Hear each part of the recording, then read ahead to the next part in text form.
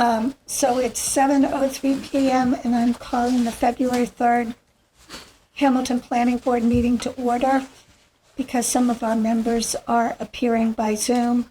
I'll take the roll call. I'll also note that that meeting is being recorded by HWCAM. So when I call your name, would you please indicate that you're present? Pat Norton, Present. Jonathan Poor, Jonathan Poor, present. Emil Dahlquist, Samuel Dahlquist, present. and Marty Crouch, present. Matt Hamill. Present. Okay, so I note for the record that Bill Wheaton, Beth Burr, and Darcy Dale are not present. I know that Beth is in Florida.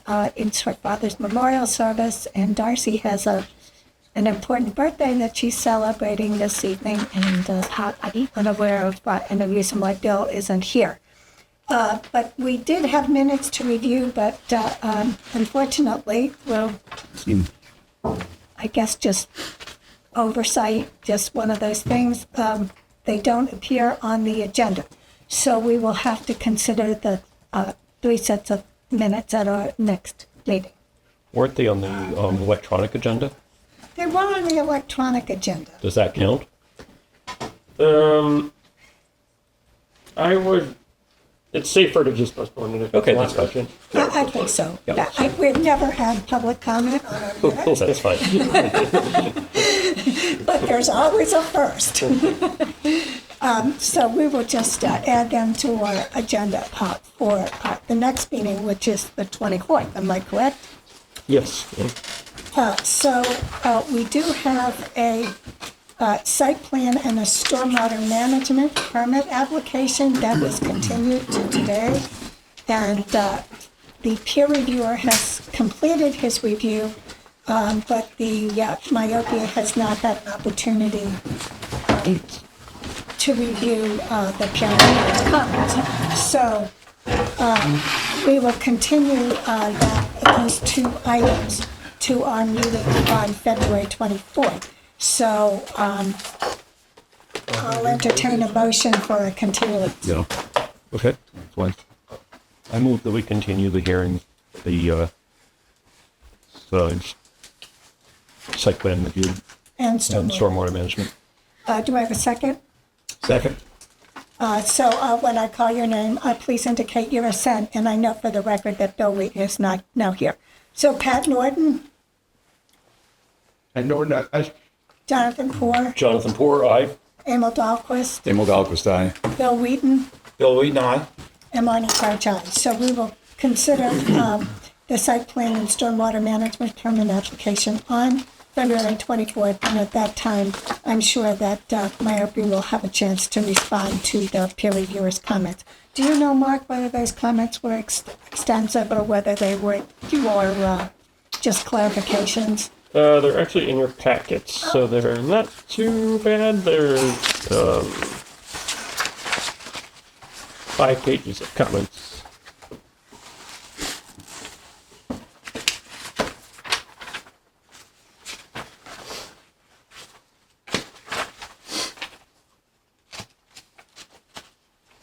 Okay, not too bad. I'm sure they can be addressed. So, I know they're anxious to, get going, so I told myopia if they can turn around the new plans by the 13th, we could potentially have a decision on the 24th for the 4th. the board can vote, but would have to issue a written decision. Yes. Okay, so then we can turn to other business, the master plan implementation. Do you know, Mark, I think you indicated to me that you were planning to attend the select board meeting. Did they Yep. bring up the formation of an implementation committee? So it was on their agenda, but it was very deep on their agenda, and their meeting went very long last night because they're very involved in the budget right now, and there's going to have to be an override at town meeting. So between those 2 things, that took up a bunch of time, so they didn't get to the master plan. They continued it till the 16th. Right. Well, regardless of whether there's a master plan implementation committee, the planning board can certainly proceed with its efforts to implement those components of the master plan that are within its control. So I can report that I have started a draft bylaw that essentially looks at a number of bylaws. So I'm attempting to combine the open space and farmland preservation development bylaw, the estate overlay district bylaw, using a lot of the material that we developed with respect to the Browns Hill overlay district, also looking at Ipswich's Great Estates overlay district, and also refreshing my recollection about the flexible development bylaw that the planning board worked on several years ago, and also looking at some materials from the Commonwealth about conservation subdivisions and open space bylaws. So it's a work in progress. It's not ready to be presented to the board, but it is something that I'm working on. And although it's by no means ready for the annual town meeting, and it may or may not be in a format that we could put forward at a special town meeting in the fall. That's to be decided. So it does have a lot of work to be done on it. But there's an outline, and I passed it by Emil, and so we may proceed from there. But I'll just say this: the thrust of it is the estates in Hamilton are by no means the kind of estates that are on the National Register of Historic Places and that type of thing. Nevertheless, they are worth preserving because they contribute to the historical and cultural aspects of Hamilton's existence. It's part of our community. I mean, go at Old Town, we go back many, many years. So to preserve these houses, particularly the ones that are accessible from Bay Road, are really a worthwhile endeavor. And so kind of thinking about what we did with the Browns Hill Overlay District, it may be that the planning board would consider permitting some commercial uses in those buildings. The rest of the bylaws is totally focused on residential development and conservation-oriented development. But permitting reuse of those historical buildings is one thing that I think is important. And if they're too large really to be useful as residential dwellings, then maybe they have a life with multiple residential dwellings or maybe some commercial aspects to them. So, any thoughts on that? Just that general comment? Because I know in my own neighborhood, there are two properties that fall within the estate overlay district. And both of those properties were put on the market for sale, and neither one sold. They were marketed for quite extensively for a significant amount of time, and there apparently was no interest in them at the price points that they were offered at. So that's a consideration. And so what happens to those buildings? I mean, if I think that happens frequently with the larger estates. They get put on the market for a reasonable price, but it's such a rarefied market that they don't go for that price. Then what happens? Then what happens? So I had one in my own neighborhood that was going to be 40B, and that was a homestead property, 13 Essex. So, and it was on the market for quite a while at a I think a fair market rate, but no takers. Well, there are not that many people who need 10 bedrooms. Exactly. Exactly. Or, dozens of acres. Right. So that's kind of the thinking, and when it's in a condition that it really can be critiqued adequately. But I like the tables that we did in the Browns Hill Overlay District. Whether that would work well or not, it is up in the air. Certainly there could be a table of uses, but since we don't have anything other than the estate as an existing building, it doesn't quite work the way it did with Browns Hill. So that's what I can report on that. And so, anyone else have any comments about the master plan implementation other than what I just talked about? We I did. don't know how well you guys can hear me there. Sorry for dialing in remote, but I thought it was interesting where the conversation was going at the tail end of our last meeting in relooking at the purpose of these overlay districts too that you're describing, whereas the Ipswich describes it as a great estate, a preservation district, Right. focusing on the preservation of the great estate, not just an overlay that allows development or encourages alternative use, but I think just in the recrafting of or refining of the bylaw it might be interesting to discuss the Essentially, what I've done is really simplified both bylaws. I mean, really just cut out so much of the steps that had to be taken. And I think that because there were so many steps to be taken, nobody really used it. But I forgot. I also, in talking with Emil about the groundwater protection overlay district, we were thinking we need to hire an expert to tell us all about engineered septic systems. And it dawned on me, why should we do that? We could say that there could be an exception to the 80,000 square foot per dwelling unit if an applicant came in and presented a system that would protect the groundwater, support all the purposes of the GPOD, be subject to peer review, and if the applicant's proposal and the peer reviewer agreed that this system was better than the traditional septic system, then we could have an exception to it. And I sent some language to Mark, and he sent some language back, and we could maybe put that language on our agenda for our next meeting. But Mark's also talking to some other planners. Yeah, I would be more comfortable if it went to some kind of peer review process than most just. It will go to peer review. Oh, yeah, it will. That's part of the, But that's, actually, it's a performance standard. Yeah, Yeah. yeah, you could create a performance standard, Right. but then have a peer reviewer oh, no, guide it. that was Yeah. part of the how did- bylaw presumably that had we- to be peer reviewed. Yep. Yeah. Presumably, we came up with the 80,000 square foot because we thought, perhaps naively, that 80,000 square feet would meet, any kind of performance review that we would, For a conventional septic For system. conventional, for a conventional. But we're not septic. talking about a conventional septic system. I understand that.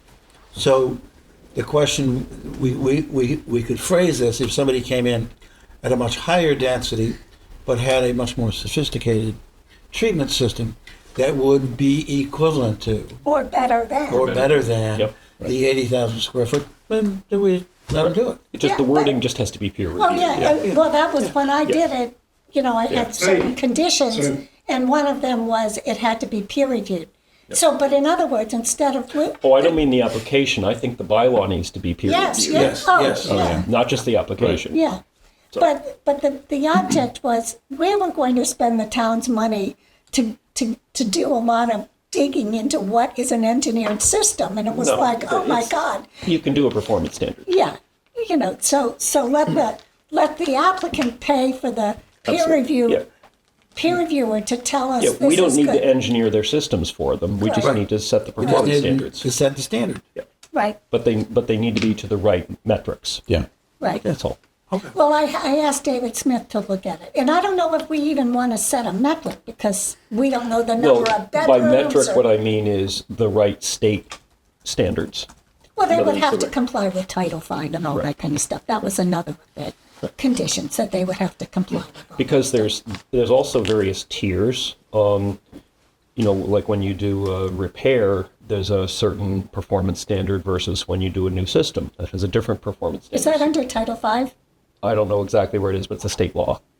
Well, that would be, Probably, would be, did I put the CMR reference into the language I sent you? think I don't want did. to get into the weeds Yeah, yeah, over yeah. it. But, yeah, But the there point was is, a there are performance. tripping points that you Yes. don't want to accidentally fall into. That's But all. I mean, if we had that peer review, that should be relatively minor because we Yeah. are not engineering the system. Sure. They have to do it, and Yep. they have to pay for an independent peer reviewer to There would corroborate. still, I would think you'd still need to pay somebody to look at it. Oh, yeah. And will the town ante up on that is the question. The bylaw.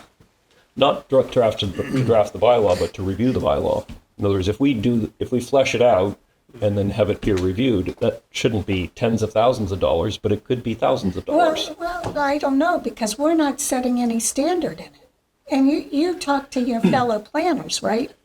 So I'm meeting with someone from the Watershed Association on Thursday, so I thought I would ask them to take a look and offer comments for us, because this is kind of their bailiwick. And the language itself is, we can forward it morning after the meeting, but it's fairly straightforward.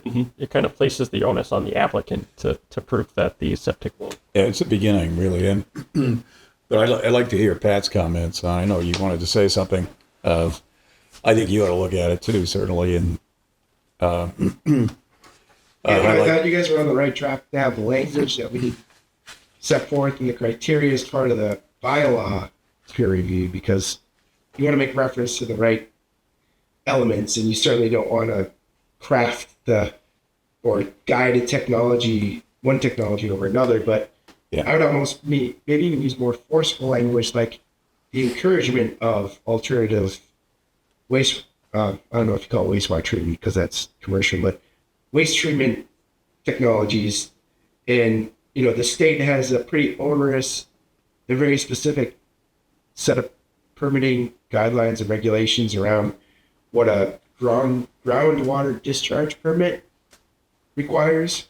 And that's usually what gets applied to these alternative technologies. It's not a septic tank with an overflow and a leaching field.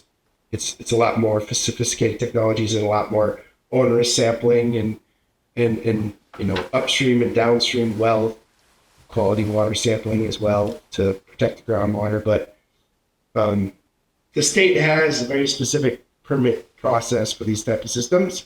It's just making sure that we refer correctly to it in that process, and also encourage applicants to seek out those different technologies. Because, also on the upstream of things, the upstream side of things too, the water per bedroom math that was used to define this criteria previously too could be different now with different water saving techniques for both households and commercial use. So maybe that if you're looking at it from like an upstream perspective, like how much water are you wasting per bedroom or square foot of or fixture of plumbing, units to the commercial use, or the downstream element in the treatment side of things. But it's an interesting process to look at as part of the bylaw and understand better how to encourage the use of different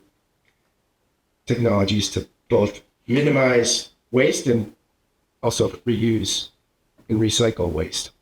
So 1,000 square feet per dwelling unit. And what David Smith told me, that just the rule of thumb is 10, not in the GPOD, but just generally for natural septic systems, it's 10,000 square feet.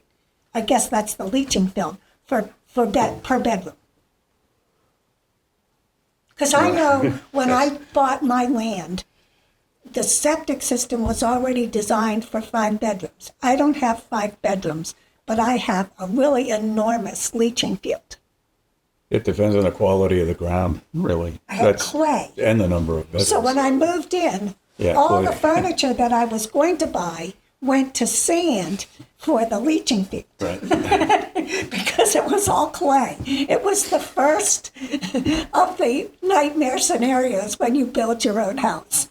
What I was about to say is it may be that we even want to revisit the 80,000 square foot number. And that was something that Dave Thompson alluded to in my conversations with him. And it was his company that was instrumental in setting up that study to begin with. So, But these septic systems, they do, if you recall, David Smith was prepared to opine about the school street well. He could not pinpoint the source of the PFAS contamination, but he and his associates there at the Board of Health thought it was more likely that it was just the traditional septic systems closest to the well that were the source of the problem, as opposed to the wastewater treatment plant where the leaching field was actually outside the wellhead protection district.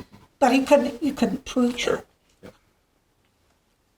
I was going to also add that Mark is 100% on point with communicating directly with the Ipswich River Waterside Association. They have a lot of great resources, and we engage very closely with that organization too. Have a lot of initiatives that align with what they're trying to do, and they're also helping out the North Shore Water Resiliency Task Force. That Bruce Starr and the rest of the folks try to craft a regional bill for drought resilience and stuff like that. But Mark, if you have any, if you would like support talking to IRWA, or that you're on the right track talking to those folks, though. Okay, any progress on the ADU design guidelines? I'm going to keep this on the agenda just so it keeps us honest, but I don't have anything new to share. Just we are working on it. We get a fair amount of inquiries about ADUs, and I hate having to print out the parts of the zoning bylaw because it's not very user friendly. So just having all the requirements in kind of layman's terms in a couple of sheets combined with the design guidelines you spoke about, something that Yeah. So you see more urgency for that ADU end of it, because they would, I mean, I would thought they'd be sort of tucked into the same category, design Yeah, I would guidelines, say combine period. Then that. you can make a section that addresses ADUs perhaps, but you think you did two packages because of the urgency there? Ideally one, so it would be Yeah. kind of the requirements, and then here's some design kind of ideas. How do you do this sort of in a way that is, meets the requirements, and it's not going to make your neighbors too unhappy. Yeah, the work I've done on design guidelines, looking at two things: townwide standards, which would apply to all non-residential building, non-single-family housing buildings in town, which wouldn't be that many, and then the downtown guidelines. I think those are the two distinctly different ones. And then the townwide would be much simpler guidelines, and then the downtown would, because it's a form-based code, we already have a leg up, in terms of form, how that's laid out sort of in the downtown. But what was missing was a lot of the public realm material. UTL at the outset made a distinction. We are going to deal with only private development, not public development. So you said everything on the street is town-owned, town-paid for, so we're not going to deal with that. Yep. That needs to be covered because, whenever Tim Olson wants to redo a road or something, it'd be nice for him to have a guide to, if he's going to reconstruct it, as to what direction to go on that. Sure. That's why one of the important reasons for that is, One thing, not to get too far in the weeds on, but with ADUs, it tends to create greater density, especially in backyards, especially with sort of neighborhood privacy. And often houses have like a public side, which is less open, less glass, and then a more private side, which is aimed at the backyard. Usually backyard, it's open, more glass. And as you start to fill in backyards with ADUs, you start to get more of these sort of privacy conflicts. And in the UK, they're very conscious of that. And a lot of that thinking is incorporated into their bylaws so that there's a little bit of a review about what your windows overlook and what it has to do with privacy. And I haven't seen that in any guidelines in the US. And that could be, I know I'm in a little bit in the weeds here, but it's something that I haven't seen in this country, I have seen in the UK, and I think is worth thinking about. To your point. Did that make sense, what I... Yeah, but this is to your point. I was approached by some folks who are interested in a dark sky bylaw. It would be a general bylaw, not necessarily a zoning bylaw. But that's exactly pertinent to what you just said, because it's the light. The light can be such a nuisance. Yes, it's both light and privacy. Right. Is what they're focused on in the UK. So But the light, in particular, unless it's dark sky compliant, can be really annoying, because you basically, for an ADU, you could lose your privacy because you have essentially a spotlight on what you're doing in the back of your house, and what you expected is no longer applicable. so I haven't seen that in any of the US guidelines. That subject covered. Yeah. So that would imply American landscaping standards and whatnot.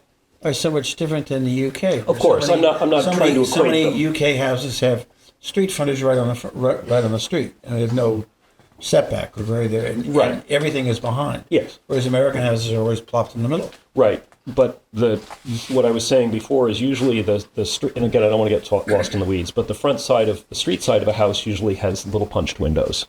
The back side of most American houses has more. They have sliding glass doors, they have picture windows, they have conservatories, things like that, swimming pools. So they tend to open to the backyard, and then you start putting, say, an ADU on the neighbor's property really close to a lot line, really close to that space, and you start to get conflicts. That's all. So, and I haven't seen that thought about in this country because we're not used to that density. We're used to floating buildings in the middle of a lot, and people are far away. So it's more akin to what they deal with in the UK, where things are denser and they're So let me obviously- just Maybe we shouldn't allow the ADUs to float. Maybe we should make them appear to be part of the original structure, even if there's no, connectivity between the two. Well, they have to be able to be attached or detached. I think the state under the requires state, that. yeah. And it's really just it's window position. And that's what it boils down to is guidelines on window position. In the UK, there are rules, but you could make guidelines. Right. That's So, all. but just again, as an aside, would the planning board be supportive of a dark sky bylaw? We wouldn't be the proponents of it because it's better if it's a general bylaw than a zoning bylaw. But it would seem that we would be supportive of it because we have put dark sky compliance in the Browns Hill Overlay District, and we added at least some components of that when we issued the site plan decision with respect to the athletic fields. Other towns have worked at controlling the lighting, but it's harder to control light bleeding through windows. Yeah, well, the whole thing with the residential is really squirrely, but the Commonwealth has a model dark sky bylaw that it's my understanding they're in the process of revising. So the problematic part of such a bylaw is not the going forward. It's what's grandfathered and how much regulation do you want imposed on residential property owners.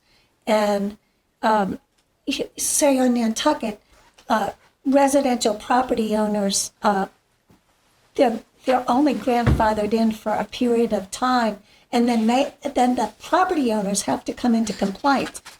Ergo, they have to spend money. And I think that for a town like Hamilton to have that kind of rigorous requirement might be a step too far and might cause the bylaw to fail. That's why I think the first step is guidelines.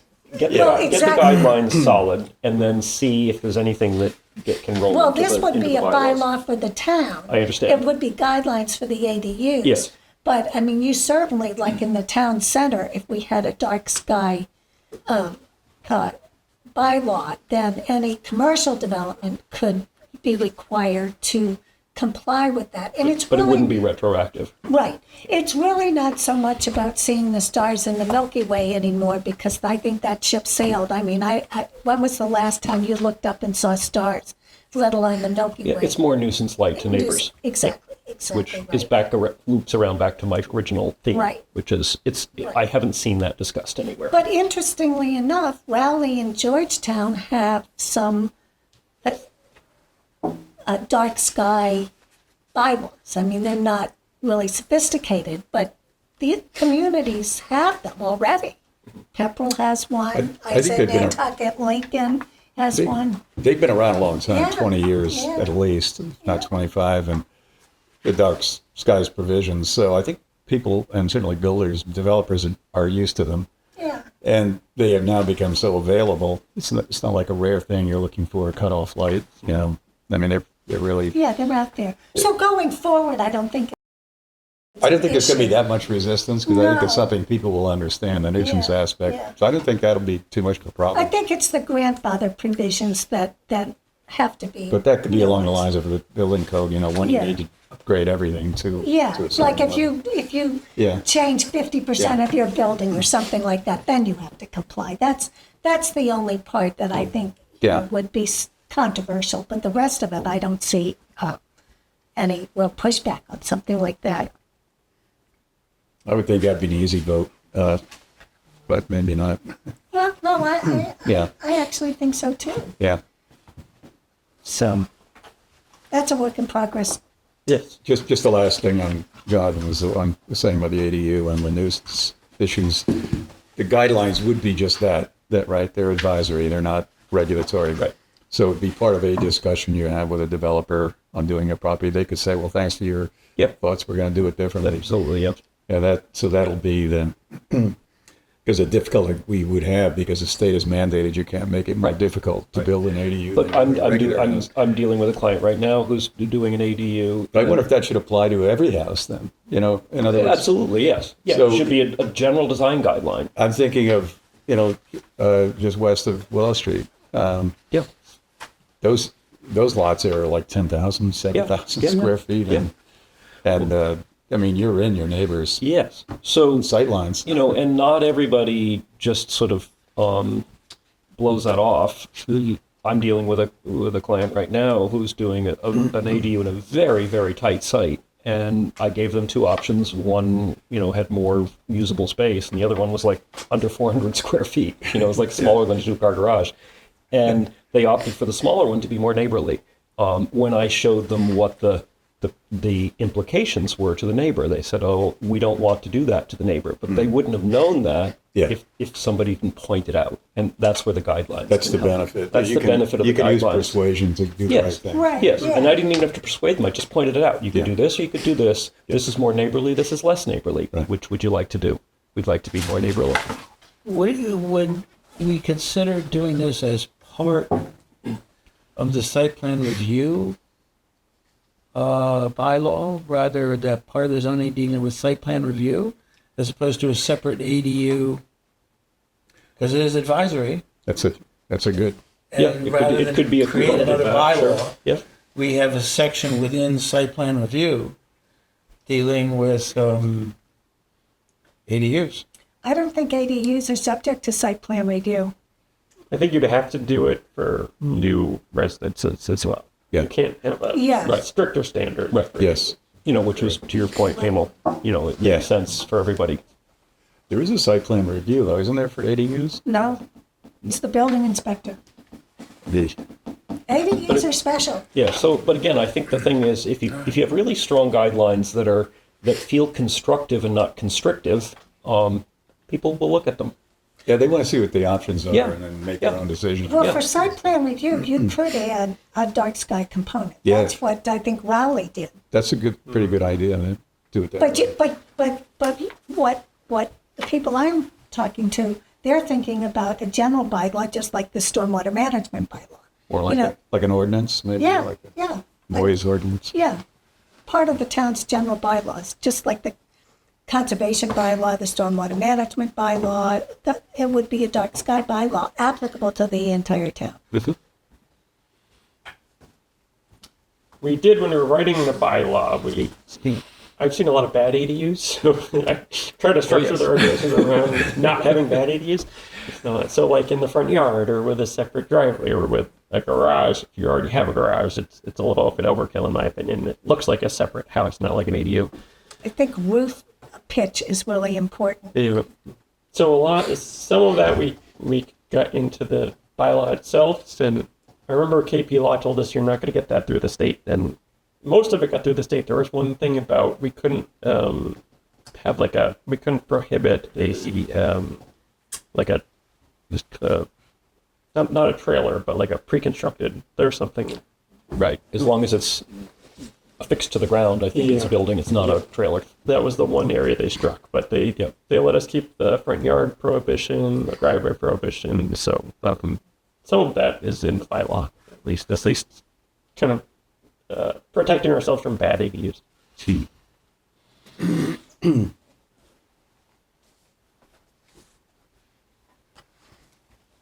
Well, so just throwing us in, we're probably going to move on, but the prevalence now of these kits or these packages, packaged ADUs that you can purchase now as a unit and truck it in and set it, that really don't pretend to have any particular aesthetic to them, except, probably clean and simple.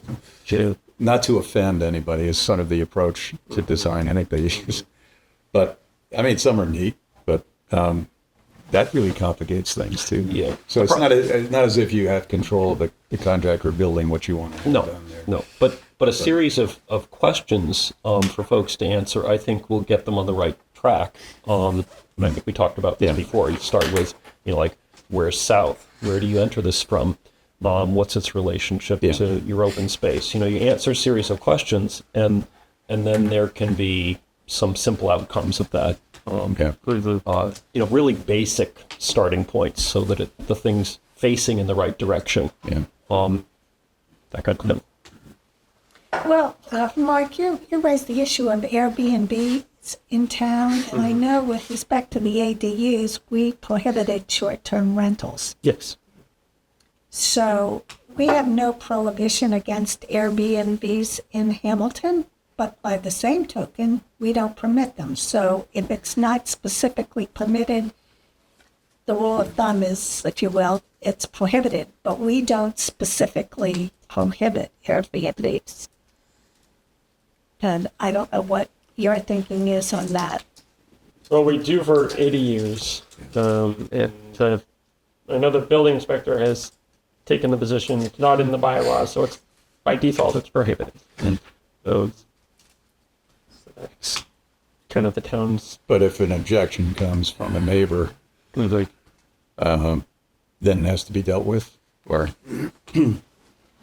I mean, I think the more realistic application of Airbnb in this town with somebody who has a nice house, perhaps several nice houses, decides to keep them and convert one into an Airbnb because it's actually a nice house, and or a more expansive house.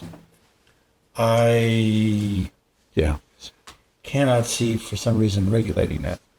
Yeah, I agree that it's a problematic thing for me to approve them, although there is a need for them. But but this town is so unique in a lot of ways. I think the aspects and character of it, as you were saying, just sort of you can anticipate pretty much how it's going to happen if it were to happen, here.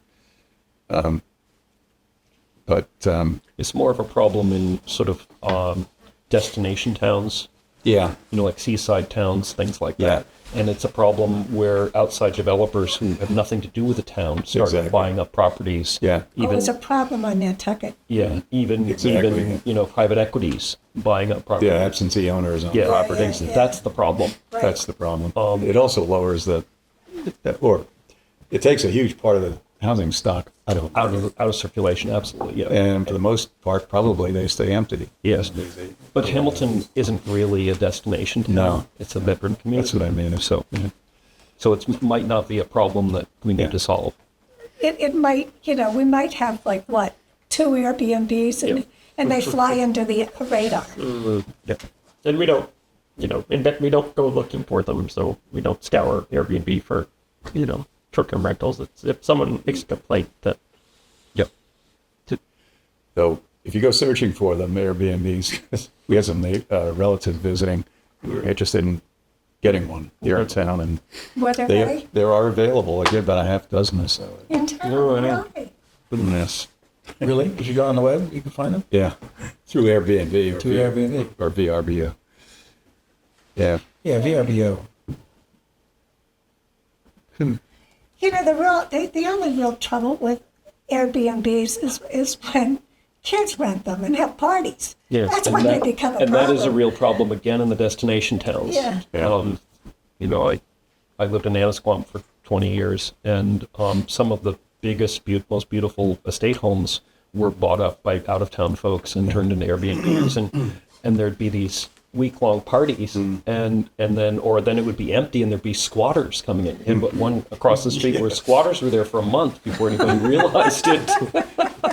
They had to come and bring the police to get them out. So all sorts of crazy things can happen. But again, that's a destination town. That's not Hamilton. Well, and the other thing too, it's essentially a commercial use that's not getting taxed. Exactly. Yeah. So But I'm not sure Hamilton, like I say, has that. I don't know that we need to go looking for non-problems that have to be solved. Right, exactly. That's my point. Did we want to talk about the town center and Utile at all, or just save that for next meeting? Briefly, if you don't mind, I can just give you an update. So I've talked to Joe about it, and he's given us the okay for funding. We're limited to $10,000 because if we go above $10,000, we have to go out to bid, and we obviously don't want to do that. And we have to spend the money before the fiscal year ends, which is June 30th. So again, I don't think that's an issue because I think the board was looking to do this pretty quickly. So I'm meeting with Utile tomorrow morning to hopefully get a scope and a budget from them that I'll have for the next meeting. Let me send you the invite if you're interested in. Yeah, I'll join you. Okay. Yeah, this is great that you put this together, right? Yeah. I just saw it tonight. Right. I mean, I saw it, and I called Al, and I said, "You're not going to believe what Mark put together," and I was so impressed. So I should say, I haven't read it yet, but I was still impressed because let's just say that took a lot of initiative to do that. So that's a question. Give you a brief synopsis. So this comes out of a law the state passed back in 2024, and the idea is to have a sort of consolidated permit for solar applications, any sort of clean energy. So when I say consolidated, it's a state application, kind of like for wetlands permits. Most towns use the state form, so this is something where the town would have to use the state form. It's pretty thorough in terms of the issues it covers, but I think that the state wants to have consistent sort of measures of mitigation and the standards that the town reviews applications by, instead of having 351 different ways of looking at these types of applications. So it's a standardized process. It can go to different boards for review, so if there's a wetland impact, it will still go to Concom. But at the end of the process, there's only one permit. So if there's an appeal of that permit, they're not appealing the Concom decision or the ZBA decision, the planning board decision. They can only appeal one decision. The town's decision. It's the town decision. Yeah.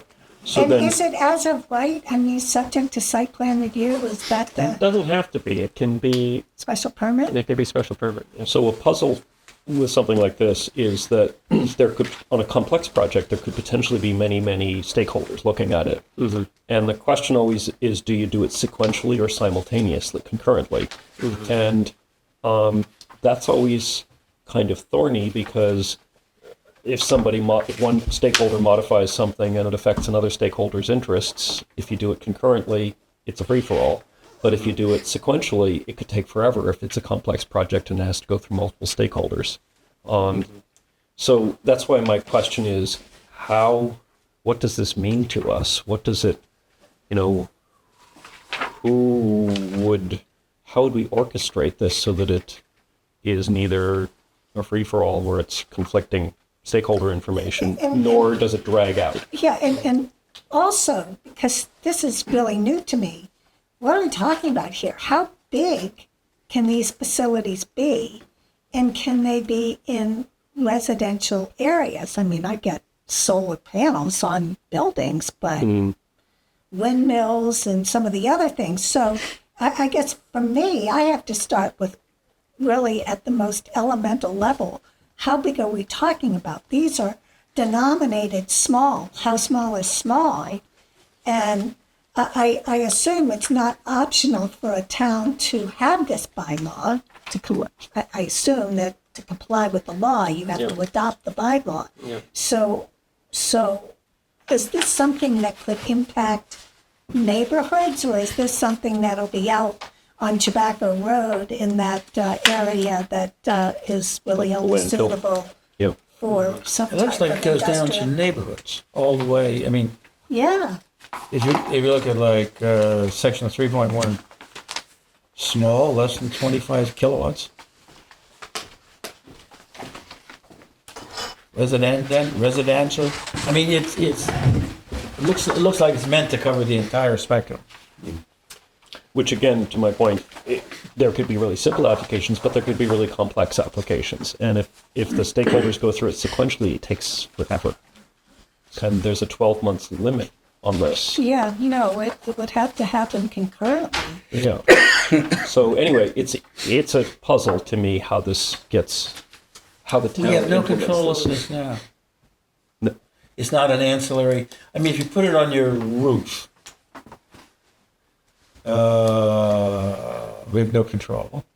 If you build a separate field of solar reflectors or a backyard of solar collectives, I think that's a zoning. that could have quite a big impact on Yeah. your neighbor. Yeah, and I think that you have to get zoning relief for if you do a solar field. But there's no, we don't, that's not. But if you attach it to a building, I think isn't it exempt? Well, so the reason I've done some research on this, the high school ones, they've talked about doing in their parking lot these solar panels. So they're in the parking lot, the cars park under them, and there's solar above the cars. Yep. So I talked to Rich about it, and the bylaw silent on solar panels. So our thinking was I'd have to go through site plan review, but we couldn't prohibit it. Yeah, and so something like that, usually there's a definition of what's a structure. You know, so in some municipalities, it's a permanent item that's affixed to the ground greater than a certain height. Yep. They'll pick a number, 6 feet or something like that. So I think it if would you're meet that definition. right, so it gets complicated when it rolls into these different stakeholders' interests, and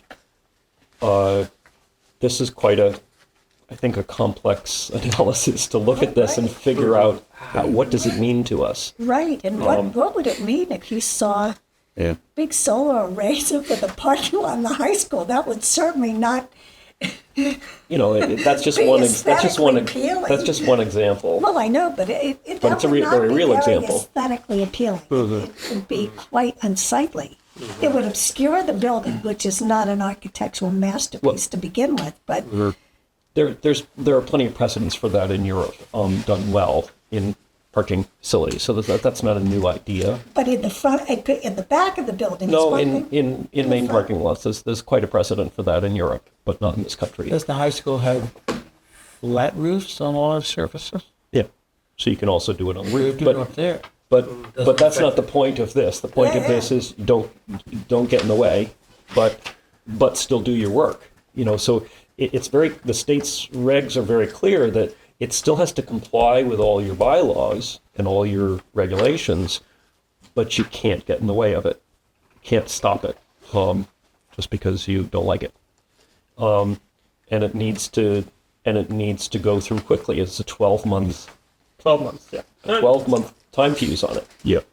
And I forget what the implications are if you exceed that fuse. I think it can be appealed or something. No, I think it So, might be a so when you constructive say approval. stop it, when they say stop it, okay, let's take the high school as an example. They have plenty of roof space. We review it. We think this is really terrible. It's going to obscure a nice 1960s vision of a high school. When if they put it over the gym or did a bunch of other things, so we don't want to stop the installation of a solar facility, but we do not want it. The the regs front. say you have to base it on already existing regulations or bylaws that prevent something. You can't. I think you can't just prevent it because you don't like it. Everything's still in force. It's sort of like the ADU bylaw. You know, It has to. Well, it's like it has site to, plan review can be advisory. that's what it Say we feels don't like. like It feels like this is advisory unless it violates a law, another law. Right. That's what it feels like. But I haven't, spent hours analyzing this. I mean, Mark? Do you have any opinions about that? Could we come at it from the point of view, it's not an accessory dwelling unit, it's an accessory structure of some kind? So have you sort of analyzed this globally to see Somewhat, but it's what are other towns doing about responding to this? so not much because the regulations aren't finalized. Right. They have until March to do that, and then we have until December to make the changes that we want to make. So we obviously, and the state said they'll do trainings in the spring. So they haven't, besides sending us the regulations, they haven't done much in terms of explaining how this all works in the local context. But it Seems like the state would do well to have some guidelines for communities to respond to this, because it's a big lump of regulations to digest. Yep.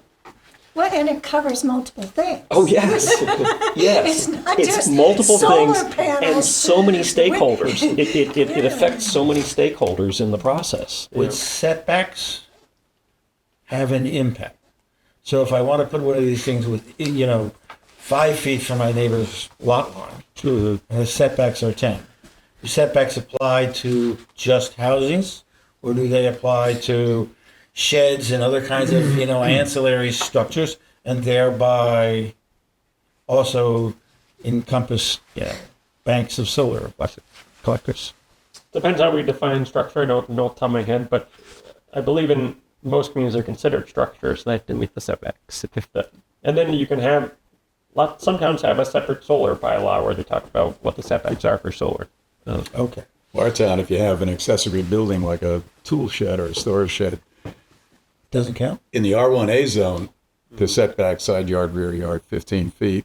But with the accessory, you need 20 feet. So you need more distance off. Well, it looks Like here you said, like so you it's- could have a wind turbine on your property. It says small wind, residentially scaled wind energy conversion facilities with tower heights often limited to 80 feet. Oh, shoot.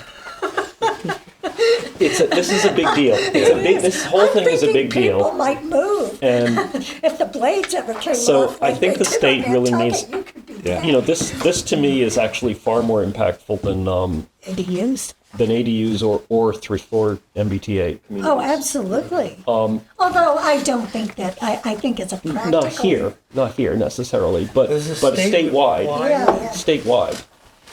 that So- the public, some of this could be under the control of the public utilities. Yeah. Just because you build it doesn't mean they have to connect it. Right. And that puts you in a thing of going off the grid, which is much less attractive than running the meter backwards to the utility. So, they have a different set of objectives. I have a friend who lives in Essex who has a under 80-foot wind generator, and they eventually turned it off because he was never drawing anything from the utility. It was really very effective. It's way up on the hill. It was just spinning continuously, and they eventually said, we don't want to do this anymore. They just turned it off, and he didn't have interest in building a huge battery system that would carry him completely off the grid. So has anybody written any sort of commentary or opinion on this that you've seen? The Municipal Association has some, they haven't really taken a position on it, but they have a lot of materials and explaining how it works. Yep. I mean, I'm not panicking about it, but it's Yeah. complicated. It's complicated. It's really Yeah. complicated.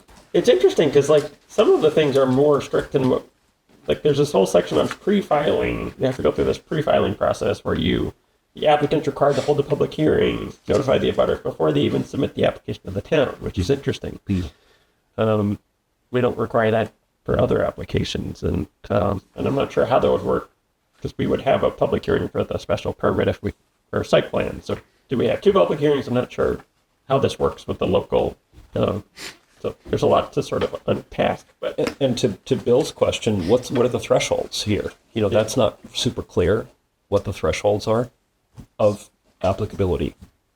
so, If, for example, if does the owner of the property have to own the facility, or if not, can they sort of lease out a part of their site to a utility company like a wind turbine in your backyard?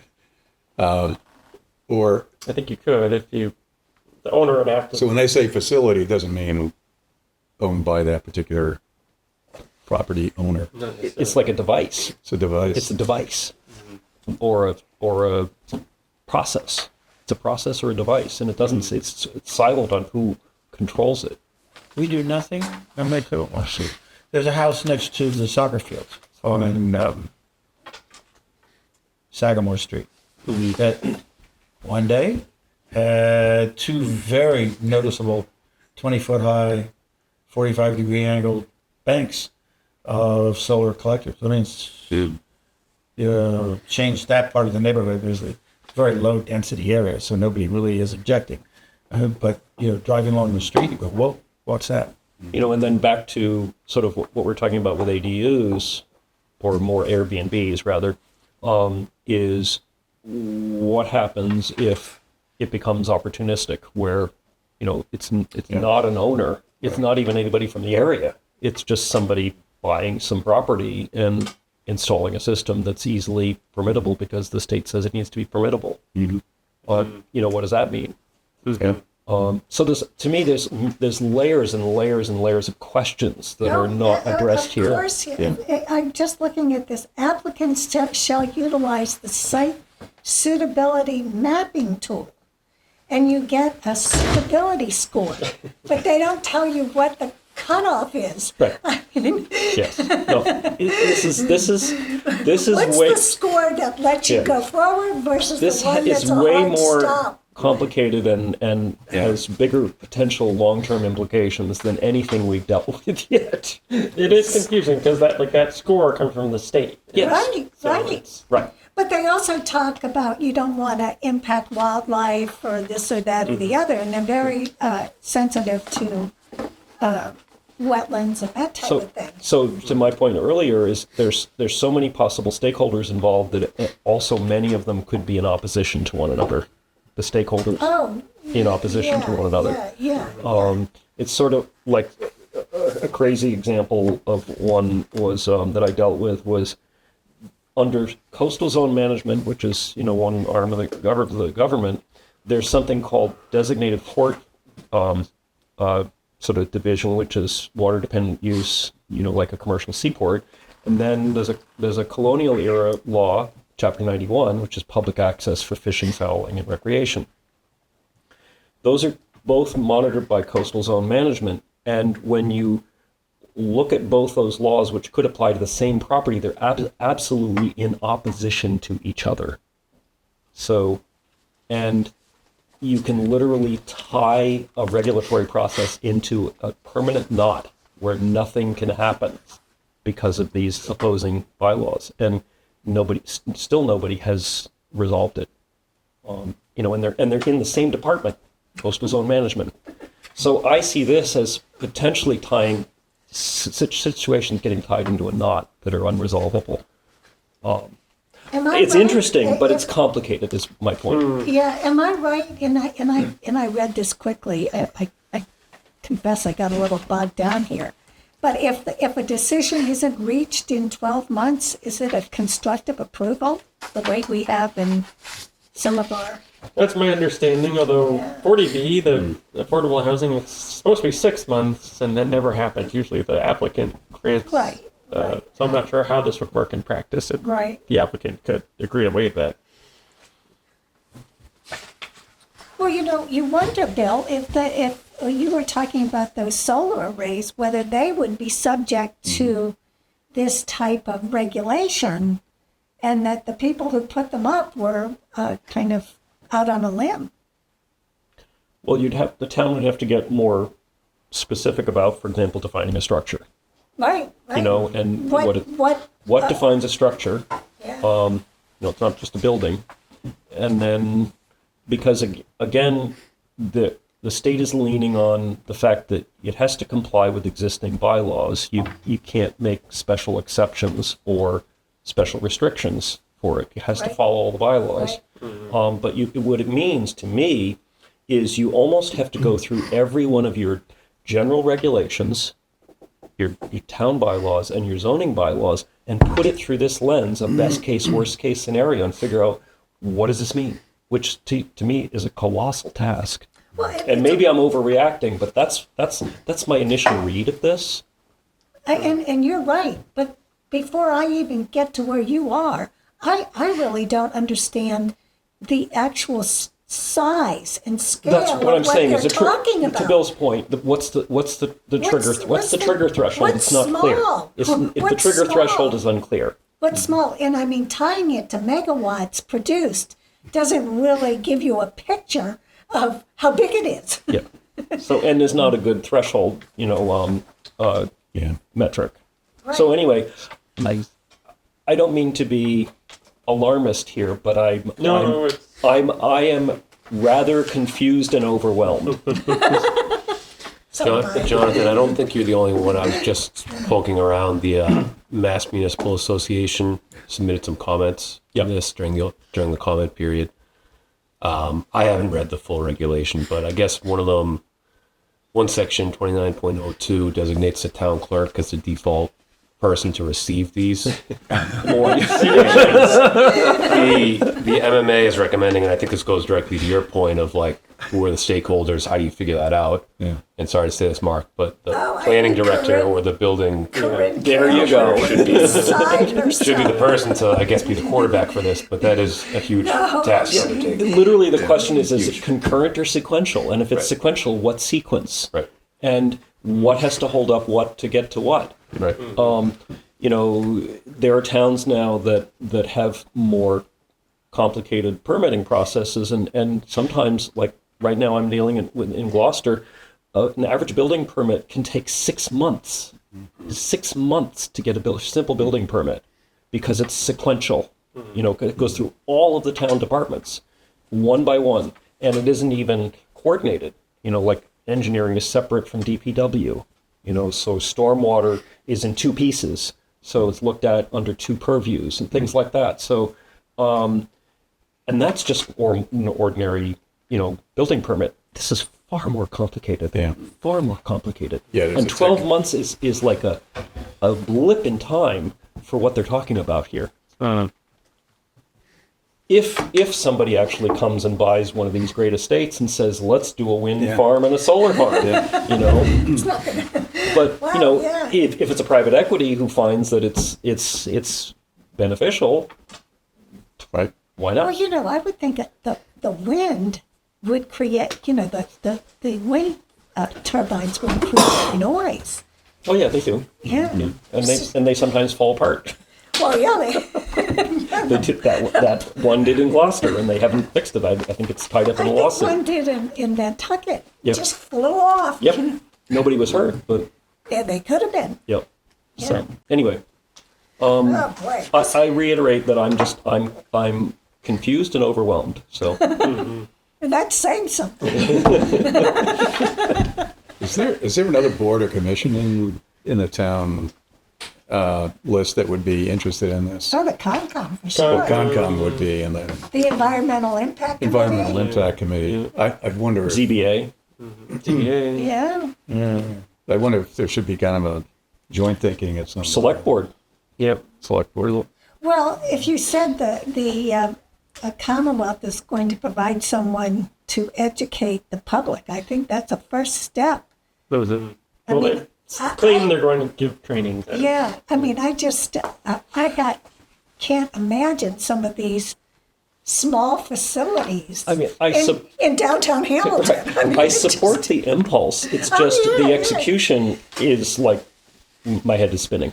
Yeah, So yeah.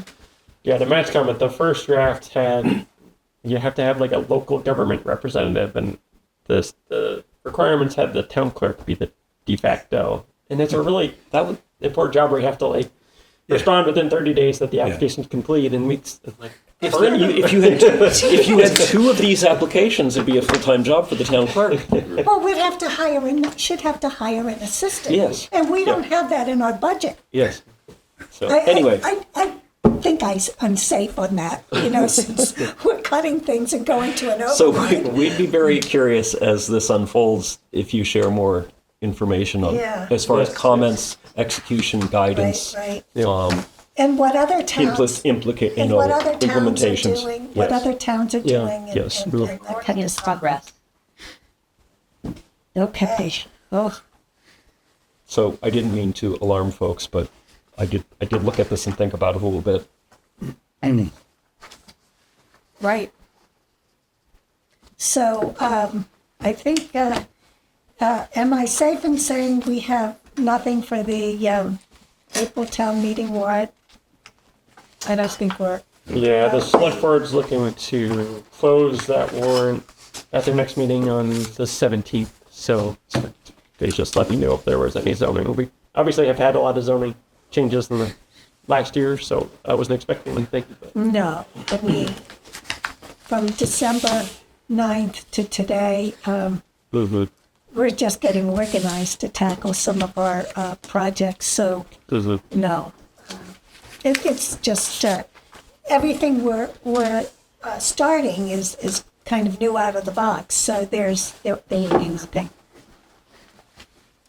So, with that said, I wonder, how's the town budget?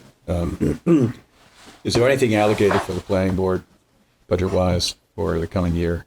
In other words, do you have to identify particular projects or? well, like so, we were talking a little bit about the master plan, and Joe said he'd like to say to a committee, so you could put someone from the budget committee on there from capital planning, because any kind of major funding request would go on the capital budget. And so there's nothing for master plan inflation next year's budget, but there's just the planning board always has a small amount of funds set aside. Yeah, I was just thinking for something like design guidelines, for. Yeah. actually producing them is expensive. The Yeah. graphics are the graphics, time yeah. consuming It's the part. graphics that Yeah, concern me a lot. Yeah. I would Getting- agree. Well, just directly stealing them from the sources. Or yeah, as long as you get permission. You attribution. get permission. Attribution, they'll generally. But the problem with doing that is But- often you get something that is sort of a collage of styles. Because if you're Yeah. borrowing from three different Yeah. towns, you got, three different styles, and it might even be different, documents in different towns. So it's not a very consistent way to do it, but it's a low budget. It's a bootstrap way to do it. Yeah, I mean, Not really the right way. it's the preparation of it, and not so much because we can put together the text pretty well, I think, on that. But it's doing all the other stuff, formatting of it. If we do anything special, then and then finally just publishing some copies. Yeah, that's not expensive, and if it were up to me, I would say that cost at minimum, I'm just guessing, $15,000. You're talking about for the graphic support or the publication. I mean, the public could be The an electronic graphic thing, support, well, but the graphic support is time consuming. Yeah, am I off? Am I way too high? It depends upon how ambitious you want. I mean, you could do a 10-page design guideline. You could do a 50-page design guideline. It depends upon how ambitious it is. There's no exact number of pages. 20,000, I think, for Oh, graphic. slow. That said, Joe has been pretty flexible and kind of moving money around for us, and as he has been for town center. And I mentioned that we're not one of those. Marblehead and Middleton are being sued by the state right now because they don't meet the MBTA requirements. So we were able to get that through, and the state's not chasing us. So I think to the extent that we can have some additional support from McKeel to make sure that we're really confident in administering it, that can't hurt anybody's. Is HDC still pursuing sidewalk? I'm just curious, repairs or rebuilding or something. I don't know. I haven't heard anything. Okay. I know That would that- be an interesting question because Yeah. that really should, They should put a halt on that. yes, agreed. They I had noticed applied for a grant. they've and broken didn't ground get it. on 40B on the patent property. Yeah. Yes. Yeah. Yeah. And the When does that start to count? it can count now It can count. Yeah. because the building permit's been issued. Okay. Yep. And we haven't heard anything from the Attorney General on the Browns Hill of the Lake District. On the what? On Browns Hill, No, they have until they have 3 months. 3 right? months, and it was submitted at the end of December, so it's late March. But we don't have to worry about Meadowbrook. 133 Essex. Right. That sale was going to go. It went through. It went through. It closed. It closed. Yeah, and they submitted. Zoning board meets tomorrow, and they've submitted a request to withdraw the application. So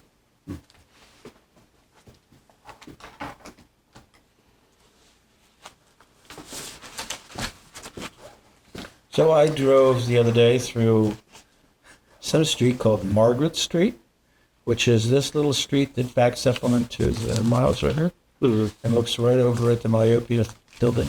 And they do have a view of the building, quite a view. And I think the woman who came to the meeting who requested that they not take down the Yeah, trees. mature, all the mature trees.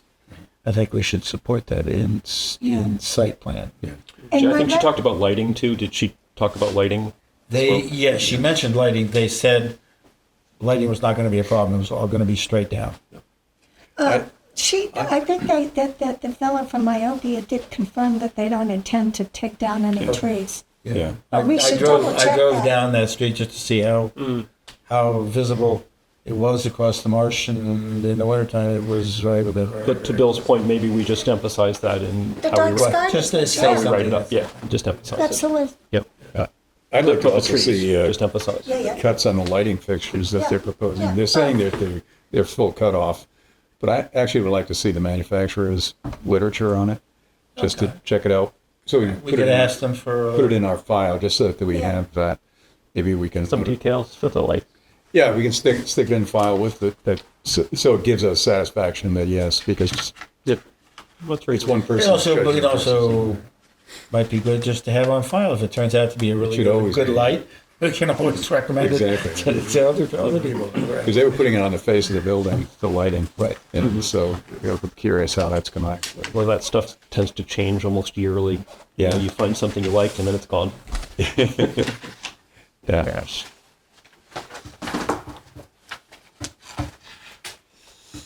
All right. You need a motion? Motion to adjourn? Do I have a second? Second. I don't know if Pat Moon's still here. They said they had to log off. Jonathan Poor, Aye.